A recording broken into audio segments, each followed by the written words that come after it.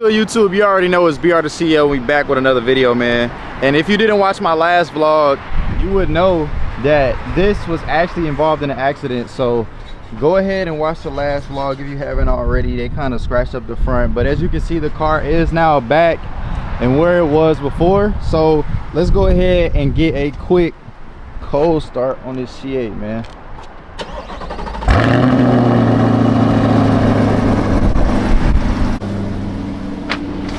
Oh man, it smells like paint in here, bro. I ain't gonna lie, the C8 is probably the best car that you could get for the price. These go for like 65 to 70K, and that's easy. Like, you can easily find a C8 for that price, and it just sound good. Like, it feel like a supercar. It just don't have the power. Like the Z06 C8 is really what a C8 should feel like. The C8 Z06 is really what a C8 should be, I feel like. And the regular C8 is kind of like a daily car. It's not a supercar, but I mean, I guess on the person, you know, if they want to call it a supercar, they really can. But this car is just crazy for the price. The way it sounds is like, it can be a little aggressive. It need a little bit more, but nah, the Z06 is a completely different beast. It's a different animal. But with that being said, y'all, like I said, I picked up the C8, as y'all can see, and we're basically gonna go ahead and go back to the warehouse and then get everything situated at the warehouse. I got a Suburban going out, so I'm gonna take the Suburban with me to go home because I had to come pick up this C8. I gotta take it back to the warehouse, and hopefully we can have this back out by the weekend. This job literally took 2 days. This is why I come here. This is why I come to my original spot. This is where I started all of my rental car like damage claims and everything like that. And then we switched paint body shops, but we're coming back to this one since we got the warehouse and stuff like that. Anyways, y'all, we're about to head back to the warehouse. Go ahead and drop this car off, pick the Suburban up, and then we are probably gonna go back home, and I gotta go grocery shopping. I can't talk, but yeah, man, I will catch y'all whenever we get to the next spot. So we made it back to the warehouse, and I want to give y'all a quick walkthrough of what the Corvette C8 looks like now. As you can see, the front bumper is completely the same. Like, the colors and everything is the same. If y'all don't follow me on Instagram, follow me on Instagram. I went ahead and posted this car, but yeah, the car looks perfect. Nothing even happened. So usually how you tell if it's the same color or not, I basically just put the light on there. You can kind of see like it's the same exact color. They repainted the whole bumper without even taking the bumper off. So you just put the light and compare it to the parts that weren't replaced or the paint that wasn't replaced, and it looks the exact same, bro. So my paint body shop did amazing with this car. And we have a new paint body shop simply because we need like faster service, like accurate service. If you have a rental car company, I feel like we should be prioritized, bro. And if it's like we got a paint body shop that's not prioritizing us, it's not gonna work out, because we have a rental car company and we bring exotic cars. It's not like we just bring in, you know, just one car. Like, this isn't a person, right? This isn't a person bringing you one car. Like, we're going to continuously bring you business, continuously bring you service. So like at our last company, I just feel like they wasn't prioritizing us, and there's a bunch of back and forth, and bro, it would have took this car forever to get done. So finally we went back to my old paint body guy, and we still have a good mechanic. Our mechanic is great. So y'all have to have y'all's relationships together in the rental car space. If you don't have your relationships together in the rental car space, it's gonna be hard to move. So you got to know how to move correctly. You got to know how to have your systems, your teams in place, so you can get these cars in and out. We don't need our cars sitting down for 10, 11 months. Like, bro, we can't work like that as a rental car company. Like, we need to have it in and out and back on the road as soon as possible. But let me know what y'all think about this new lens, y'all. Y'all know I got this new lens, man. I didn't pay the I think it was 2,200 for the Sony lens. I wasn't going for that, I ain't gonna lie. So I paid for a cheaper one that my cameraman put me on, and it's a great quality, as y'all can see. So I'm gonna go ahead and wrap this up, y'all. We're gonna take the Suburban and we're gonna go ahead and get that washed up because we got a trip tomorrow, and I'll be back at the warehouse. And yeah, C8 is back and ready. If y'all want to rent any cars, just DM me on Instagram at BR the CEO or Rubo Rentals Houston, and let's go ahead and put this car up.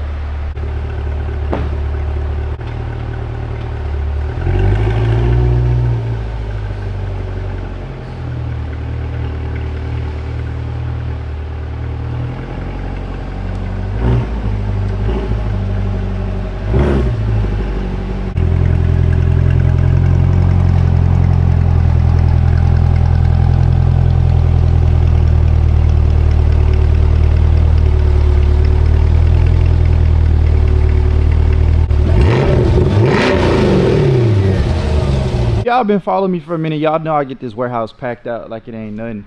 So just go to my Instagram, look at all the pictures and stuff like that, and yeah, y'all, we getting it filled up for the summer, and we're gonna be back up and rolling. So I get to the warehouse and I realize I don't even have the keys to the Suburban because I didn't plan on going to the warehouse. I just planned on picking up. My mind all over the place right now, bro. So I had to take the C8 home, right? I get home and I don't have the keys to my house. So now I gotta go all the way back to the warehouse. And it's like, bro, I'm just wasting a whole bunch of time. It's like my phone's dying. One of my phones died. I got another phone. That shit finna die. It got 5% on it. So, man, I'm all over the place today, but I learned my lesson. I did get approved for my business card with Chase. It's only like 5,000, but I realized that if you apply for like 75K, that they will drop it down. Like they'll either decline you or give you a small limit if they decide not to approve it for the full 75K. So we get a lot of people approved for 75K, 50K, but businesses like these credit companies and these lenders, they've been like hit or miss, bro. So it's like, I don't care what your credit profile is. I have 8 paid off cars on my credit with a 770 credit score, like higher than a 770 across all 3 bureaus, and they still only decided to give me 5,000. The lady was like, you were approved for 5,000. And I was like, for what? 5,000? She was like, yeah, 5,000. I was like, nah, that ain't right. So it is what it is though. I'm gonna go ahead and put that into crypto. 0 to 12 months, no interest. While the crypto is low right now, when it shoot back up, I'll go ahead and pull out and pay my credit card back. But yeah, y'all, I'm also applying for my brand new car. Hopefully we can get approved for that since Chase gave me such a small limit. But today been crazy, bro. Like, it been crazy. I ain't gonna lie. So we about to head back to the warehouse, back in the C8 as y'all can see. And hopefully my keys are even there, bro. I feel like the way today is going, I feel like I'll get to the warehouse and my keys not even there. Like, that's gonna be a whole nother issue. That's gonna be a whole nother problem. But we'll see, man. We're gonna see. Finally pulled up to the warehouse, bro. I look in the cup holder and look what I see. My fucking garage door opener, bro. Like, I literally had to, I just did like 2-3 hours driving, because I live like 30 minutes away from the warehouse, bro. And I just spent all of my day just driving, getting this C8 from the paint and body shop, going to Navy Fed. I'm tired and ready to get home. Then when I get home, I got some calls to do, and I gotta finish up some work. But luckily I got good content today though, I ain't gonna lie. So it is what it is, y'all. Day in the life of a real 7-figure business owner, and we're gonna keep it pushing, man. We're gonna see what this day brings us to. I might let y'all hop on a few calls with me.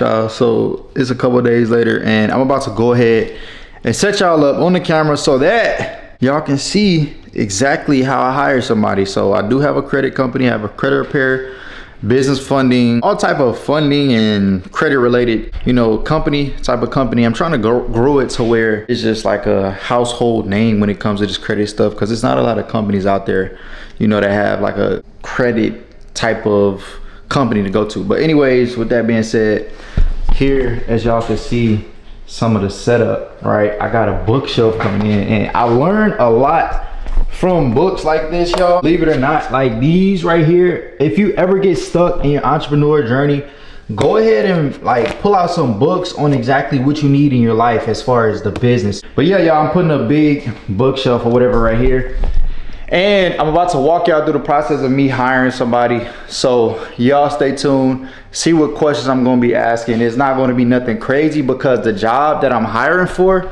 or the position that I'm hiring for, is not that difficult. It's basically like customer service. So it's pretty simple. Just, you know, plugging somebody into my funding team. And that's about it, y'all. So I will catch y'all on the computer. Yes, I can definitely hear you. What's up, man? How you doing? I'm doing great. Good.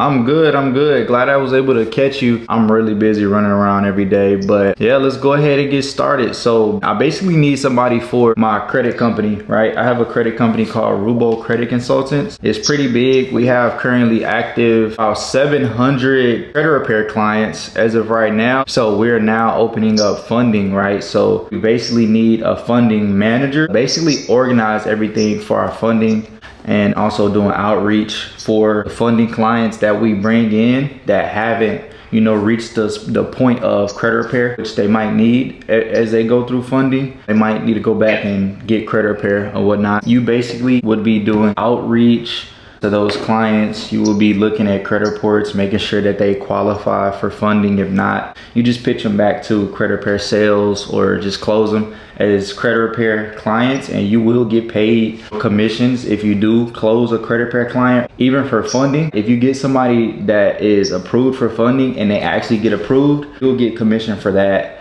You'll get commission for credit repair sales. So say if you pitch it to the credit repair sales and they close the deal, you'll also get commissions off of that. So there's commissions as well as base pay. Just let me know, you know, what you have going on, what's your field, what do you like doing, what do you not like doing. Actually, I'm doing credit repair too, and before I work. All right, y'all, so for that one, I asked him if he works for another credit company and he said yes. So that's instantly a no-go for me. It's like, I feel like if you're working for another credit repair company, I have a very big company, and it's like, I'm kind of skeptical hiring people that work for other companies. It's a trust thing. Like, I don't want you coming over here trying to steal what I got going on, copying what I got going on, looking at my systems, looking at my employees, you know, taking my, I don't know what you're doing with this other company. So I'd rather just keep one full-time person to work with me full-time instead of working for a completely different company. Because anybody that works for me, if I find out you're working for another company, it's an instant like decline. Like, I gotta let you go. People out here shiesty, bro. They'll get in your company and like literally copy everything you have going on. So therefore, I'm about to hop on another call with somebody else and we'll see.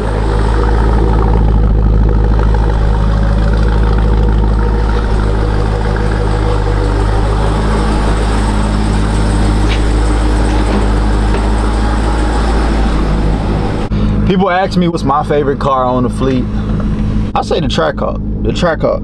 Trackhawk is my favorite car of all time. The power, the size, it just don't make sense. It's insane. But yeah, y'all, we're about to head to the bank, and I've been dealing with this issue for the past few days where my bank accounts have been frozen. I can't send money.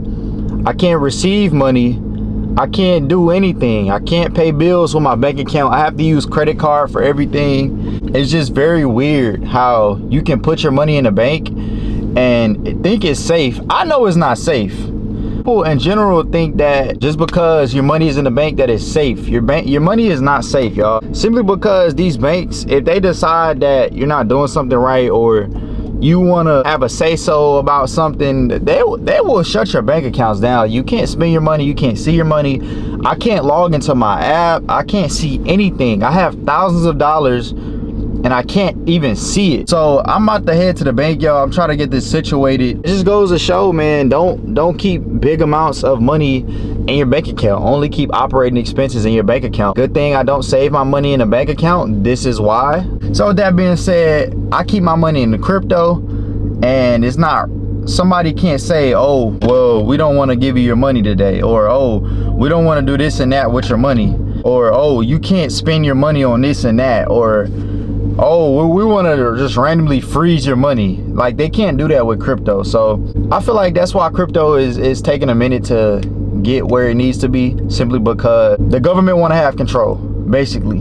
I'm about to head to the bank right now, go ahead and try to get this situated, and then I'll let y'all know how that goes. All right, y'all, so I was able to get my account unlocked. It was a situation that had nothing to do with me. I can't do nothing, bro, but it is what it is.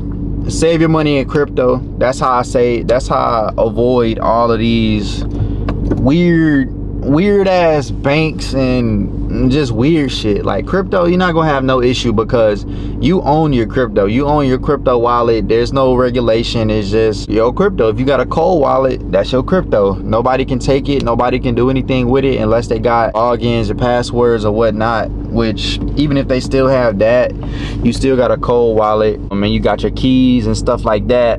But yeah, y'all, it's not easy to just regulate crypto, which is why it's so hard for the government to regulate it and put restrictions on it. That's why they don't like it. That's why the government not pushing, you know, crypto and stuff like that. All right, y'all, so we're gonna switch this video up. I'm gonna give y'all some advice that I wish I had when I was 18 years old, 19 years old. Currently, I am 23 years old. I started my businesses fresh out of college at about 20 years old. So I've been in business for about 3 years, 4 years roughly, something like that, somewhere around there. And currently in life, my major accomplishments is I have 2 7-figure businesses, which is my credit business and my rental car business. I guess you can include my coaching business because I do like mentor people and teach people. I automate businesses, build businesses, scale other credit businesses as well. My main income was my credit business, or still is my credit business and my rental car business. So in that small time frame from me dropping out of college to now, I have my dream house. It's my first house and I'm 23 years old. So that's a major accomplishment for me. And it's pretty big. It's like a 4-bedroom, 5-bedroom house. I do have my dream car, which is a Trackhawk, a Jeep Trackhawk. That's always been my dream car since the Trackhawk literally came out. Those are like a few major things that I've accomplished at the age or before the age of 23. And yeah, y'all, it's just like, I wish I had these few tips or these few pieces of advice when I was 19, 20, 21 years old. Now, the first thing I want to say is something that kind of molded me was being in the sports field. Like, I played sports. I was an athlete. I played football and I played track or ran track in high school, and I got offers for both, right? Playing sports, I will say, it kind of molded me. Like, it kind of taught me how to actually be somebody of, I guess, it made you basically like push forward towards things and not like be soft towards the world, and actually like take things head on, I guess you should say, like to take things head on. So I was a big athlete, and then I transitioned over to being an entrepreneur right out of dropping out of college. I did like 6 months of college. Yeah, y'all, playing sports, I will say I do recommend if you're 19 years old or 18 years old, basically in high school or even middle school, if you're watching this video, go through some sports, see how it is to play sports, see how it is to be with the team, because being in a team actually translates to having a real business, a real online business, or any type of business, because now you know how to work with people, you know how to negotiate, you know how to, you know, battle and fight through certain things. And you know, I will say sports really helped me. Another piece of advice, which is probably one of the main pieces of advice, is saving money, learning how to save money even when you have bills or debt. Always, always, always save some money, no matter how much money is going towards debt or how much money you know you're spending in overhead. You always have to learn how to save a little bit of money. Definitely recommend y'all put either into crypto or to stocks. That way you don't see it physically available in your bank account. Usually when people see money sitting in their bank account, they're more obligated to spend it. So me personally, I had to learn to stop letting money sit in a bank account, because I personally was more entitled to use that money simply because I could see it and I had access to it. So I started saving my money in crypto and stocks. That way I could kind of hide, you know, the physical presence of having money. And that's one thing that I really should have done when I was coming up. I know it's kind of hard if you have debt or if you have some type of financial responsibility to, you know, paying student loans or overhead. Like me, I had a ton of overhead. I had a lot of debt too, but that debt I used to start my businesses. So it wasn't really that bad, but I wish I would have saved more money and not really paid attention to how much money I was spending or how much debt I was in. I still should have took time to figure out a plan on how to save a little bit more money and stack that in a, like I say, a crypto account or a stock account. Those two things are definitely going to help you hide your money and not be willing to spend that money if it's in one of those accounts. Now, the second thing I would say is stick to learning sales and marketing. A lot of y'all aren't, you know, in any type of business or anything at all. Y'all aren't in credit, y'all aren't in the funding space and rental car space, whatever space y'all are in. A lot of y'all haven't started doing anything. And this is just for advice for people that are like in high school, a little bit younger, or in general, if you don't have any sense of direction or know where you want to go, learn sales and learn marketing. Every single business, I don't care what business it is, Amazon, Microsoft, it could be Chick-fil-A, like it could be Walmart. It doesn't matter what business it is, they all funnel off of marketing. Okay, how many people can we reach And then once we reach those people, how do we sell those people? That's literally every single business. Fulfillment is more so the easy part. Just hire team and employees on, you know, exactly what you need done. But for the most part, it's all sales and marketing, getting to an audience and finding your audience and then selling that audience once they see you. That's the whole name of the game when it comes to business. So I wish I would have studied more, you know, focus more on sales and marketing. Now, a lot of things that I did do is read books. So reading books. So if you need help with marketing and sales, like I'm talking about right now, go ahead and find some books on marketing and sales. Highlight everything that you really find interesting and highlight everything that you find that can be helpful within sales or marketing or in that book in general, and then use that to your advantage. Now, the next thing that I did do 100% is start building my credit, and that's how I ended up in the credit space. Building and starting my credit basically led me down a path of being able to borrow however much money whenever I want, however I want. I could go to any bank right now and basically get a couple $1,000s, anywhere from $10,000 to $50,000 with each credit card that I apply for. That's my space. That's basically how I found the credit space in college, is needing money to invest, but you can't invest anything if you don't have any money. So a light bulb clicked when I was in college, and I'm like, okay, I need to start building my credit so I can borrow some money and then put that money towards the business. Now, a lot of people get credit and they invest into, they just go buy shoes, go buy just dumb stuff that doesn't bring any return. And that's where a lot of people go wrong. Go ahead and start building your credit. If you're 19, 20, you know, early ages of life, a lot of people don't understand how powerful credit is. That's why people move to the United States, y'all, is to leverage the credit system. The credit system here in the United States is like no other country in the world. You can literally come here, get a social security number. A lot of y'all already have a social security number. Get some credit cards and invest into the right things. You can invest in the stocks, crypto, business. That's what I did. I started a business. I started a credit repair business, and I started a rental car business once I got the credit from the credit repair business that I started. So I learned credit. Then once I learned credit, I learned how to get the cars, and it all ties into the credit space. So you can do e-commerce. You can start a sales business. You can start a marketing agency. It doesn't matter what you want to start. At the end of the day, you have the funds to start whatever business you want just because you started building your credit. Now, you might not need the credit right now. A lot of people think that they don't need the credit right now. They're going to wait until they need the car. As soon as you go to the dealership, you need the car. Now you can get the car because you weren't worried about your credit. Worry about your credit right now. Start building your credit. Start managing your credit. Start going to Experian, you know, the app Experian, and start looking at your credit. Go to Credit Karma, look at your credit. You have to see where your credit stands in order to build it, grow it, and go ahead and borrow some money to start your business. Now, my last and final tip for anybody that does not have any type of business rolling or anything going on is building a personal brand. I've built my Instagram to 115,000 followers, and my content is based around like teaching credit and the rental car space. Now, I say credit and the rental car space. A lot of people think, oh, why are you doing both?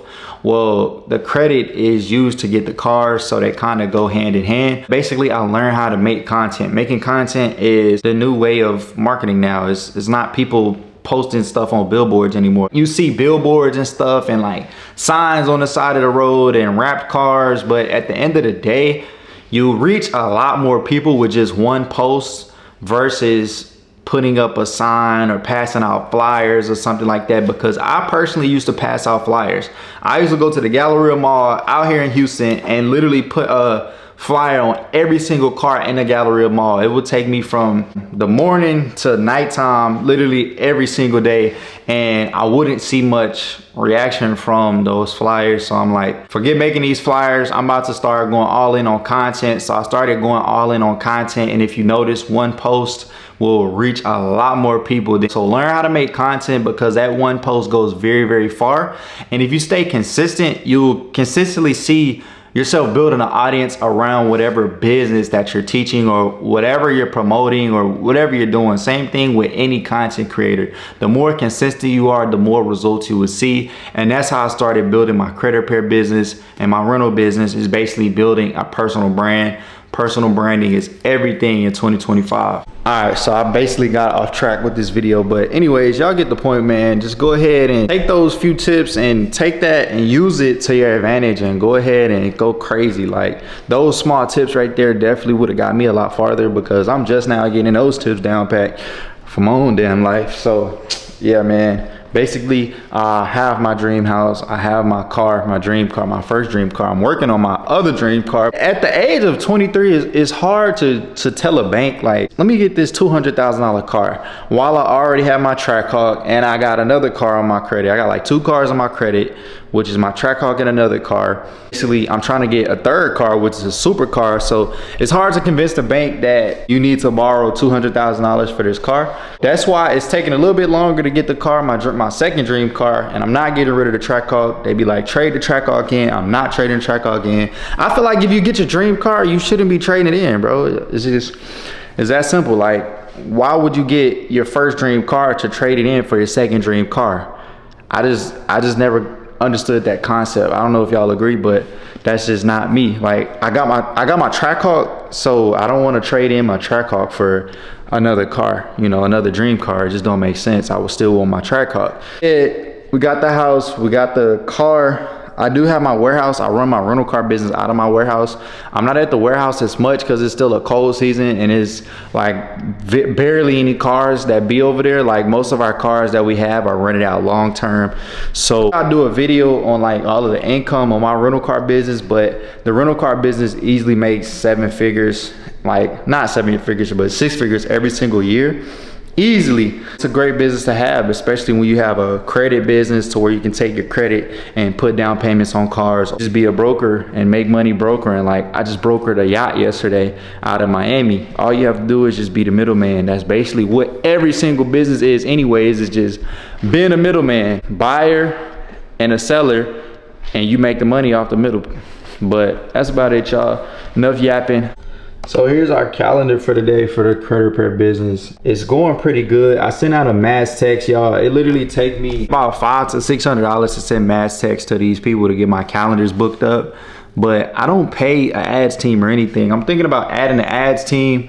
I've ran ads, but the thing about ads is you have to have a great team that's there to basically follow and chase these people, which my team more so, you book, we call you. If you don't answer, you'll get some automated text. Like I have a whole automation system, but I need a whole team that's like always contacting these people back to back to back to back to back. You need an ads team that will actually get you qualified leads that get on the call with you. Like it's easy to pay for ads, but it's a different thing to have people actually hop on the call and answer the phone and really want to talk, you know, get their credit situation done. It's crazy how people will schedule a credit call and then get mad when you sell them on credit services, or they don't have the money for credit services. It's like, why did you schedule anyways in the first place if you don't have the money for it? If y'all need some credit services, credit repair, funding, business credit, personal credit, it does not matter, credit building,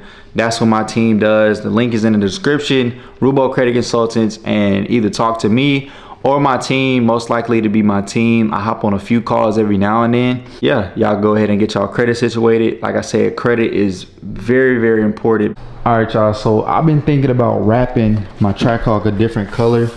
As y'all can see, my wrap kind of coming off a little bit on a few edges, but I don't know, man. I don't know if I should rewrap. What you got going, bro? He want to be in the mix so bad every damn day. I don't know if I should rewrap my Trackhawk or not. It's hard. Let's show y'all the interior real quick. We got the red bloody Uddy. We got the carbon fiber steering wheel or whatnot. Y'all ever think like why people get these type of cars and they never put security on them? Like I be seeing so many people on the internet getting their cars stolen, like they Trackhawk, American made vehicle, like they cars be getting stolen so easy.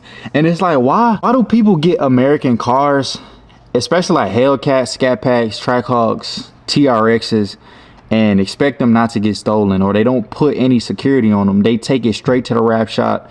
They start getting all type of mods and stuff to their cars, and then by the time they look up, they wake up in the morning, they car gone. Or they don't have a garage. If y'all get a Mopar or any type of American car, make sure you get a kill switch and trackers and all of that other stuff. I like active kill switch. I don't like the kill switch where you gotta get out the car, hit the switch, and then to get back in the car, you hit the switch again and cut it back on. I like active kill switch where it's already ready to go. You don't have to do no waiting, waste no time.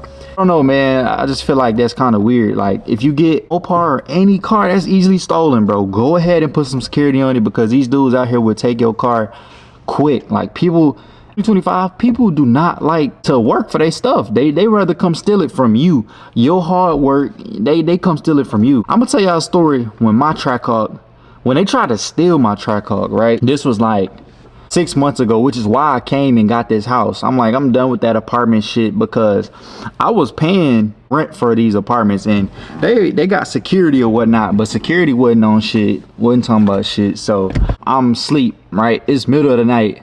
And then I have alarm. I have a ton of security on my car. Like, when I first got my Trackhawk, I put a ton of security on my car. That's the first thing I did. I didn't even keep my Trackhawk at my apartment. I kept it in a garage before I actually was comfortable keeping my Trackhawk at my apartment. That's the point that I'm making right now. Like, bro, get security first. But I was asleep, right? Alarm started going off. I got alarms on my cars, like aftermarket alarms. That's another thing I gotta do. Agile alarms on there, aftermarket alarms. My alarm started going off while I'm asleep, y'all. Beep, beep, beep, beep, beep, beep. My shit going off. Beep, beep, beep, beep, beep. I'm like, oh, it's game time. So I get the fire. I run outside. I put my hoodie on. I look at the car. I go around at the apartment because I had to, like, the angle the car was, it was like by a wall, so I couldn't really see it. So I had to go around to get a like face-to-face view of the car. So I get a face-to-face view of my car, and I see like 4 YNs surrounding my car, like trying to bust the glass.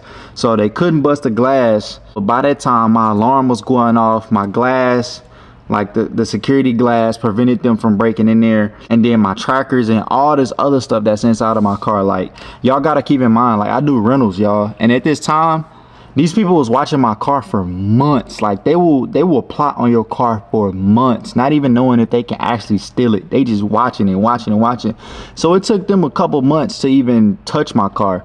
So I used to have my Instagram on my car, and I don't know why people don't look at the Instagram before they just try to come to the car, because I'm sure that wouldn't even matter. But at the time, like, y'all know I do rentals. I still do rentals till this day. So it's like, if you go to my Instagram or my social media, you see that I do rentals. People don't think, like, thieves, they don't think. So they tried to steal my car knowing that I do rentals, and it's like, do you not think I'm not gonna have no protection on my personal, on a Trackhawk? Like, I got a rental car business, so it's like, I'm already knowing what these thieves looking for. I already know how they steal them. I know everything. Like, I know the ins and outs of the game, because I'm in the car rental space, and like, people try to steal these cars all the time, and it comes down to the point to where they steal the car after they rent it. So they already have access. They got the keys, they got everything they need. They driving the car around and they still steal them. So it's like, I'm already prepared for whatever, you know, people try to do and try to steal my car or whatever. So back to the story. I come outside, I see like 4 people surrounding my car. They trying to bust the glass. They couldn't get in the car. My siren going off, beep, beep, beep. Basically, I pulled the gun out. I'm like, yo, watch out, go. Like, people be like, oh, you should have shot her. Bro, you can't shoot nobody for breaking in your car. Like, I'm not stupid. I'm not going down for a murder from somebody trying to break in my car. That's just dumb. Y'all stop being, that's stupid. Like, I'm not shooting nobody unless they threatening me, unless they had a gun pointed at me. That's completely different. Like, if they had a gun pointed at me, that's different. Like, I'm popping them, but they didn't have no gun. They didn't have nothing. They took off running. Well, one of them took off running. The dude that was trying to bust my window, he took off running behind the cars.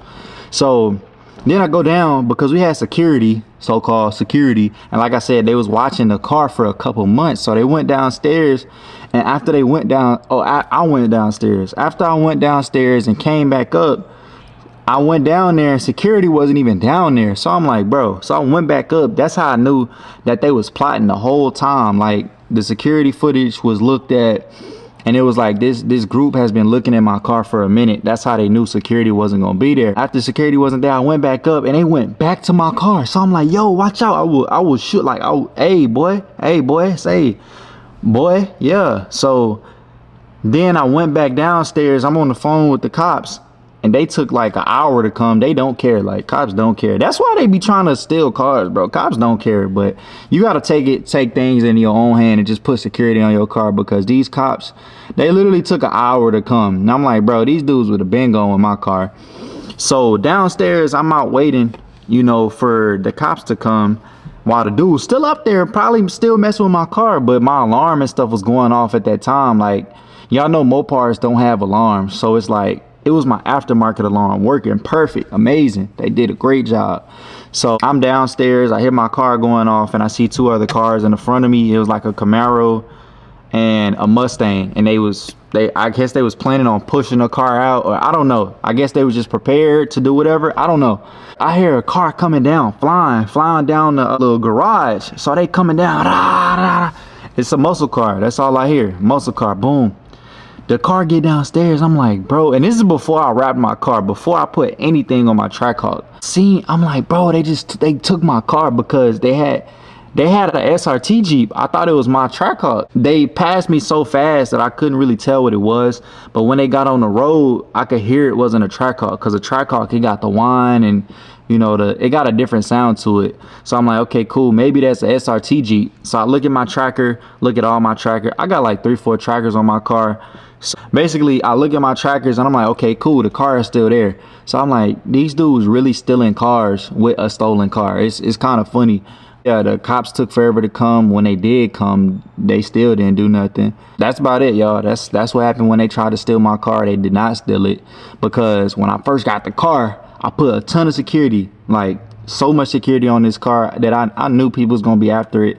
It's a Trackhawk and an apartment complex. Like, I'll be stupid to not think. Moral of the story, y'all, man, put some security on y'all car, bro. Don't stop getting these cars and thinking people not gonna like try to steal them. And then not only put security, you need a garage. That's why I got a house, y'all. I got a house so I can have security, so I don't have to be dealing with people coming to steal my car. Now, at my apartment, I couldn't do anything with somebody trying to steal my car, but at a house, like if somebody is on my property, bro, y'all on my property trying to steal my car, that's completely different from being at an apartment. Like, y'all inside my garage. This is a 3-car garage, by the way. Hey, y'all, like, bro, somebody come inside of my garage is raps. I be saying that all the time. Like, y'all gotta know y'all laws. Like, you can't just shoot somebody just because they at your apartment trying to steal the car. That ain't how it work. But if they on your property, inside of your house or whatever, I'm not a lawyer. That's not legal advice, so don't take me up on that. But anyways, y'all, that's the end of this video. I will talk to y'all later. I will catch y'all later. Be sure to subscribe. Be sure to, you know, like all of that stuff these YouTubers be saying. I don't know. I'm not a YouTuber. I'm gonna keep being consistent for y'all, gonna keep posting, and let's see where this YouTube channel can get. Like I said, I just hit 115,000 Instagram followers, which is crazy to me, considering that bro be out here tweaking. Considering the fact that I literally started with like 2,000, 3,000, 4,000 followers, just of my personal followers, and I couldn't even formulate a piece of content within an hour. Like, it used to take me a whole hour to finish an Instagram video. It used to take me like an hour. But now I get an Instagram video done in a couple minutes, and it's posted, it's done, it's edited, all of that. And I'm an introvert, bro, so I don't like talking, but I broke out of that shell, and now I look up 2-3 years later and I have 115,000 followers on Instagram. So now it's time to build this YouTube channel, so go ahead and subscribe. And if you need any credit services, any marketing tools for your credit business or whatever business you have, I can help you build, scale, and grow that business. And with that being said, I will catch y'all in the next YouTube vlog.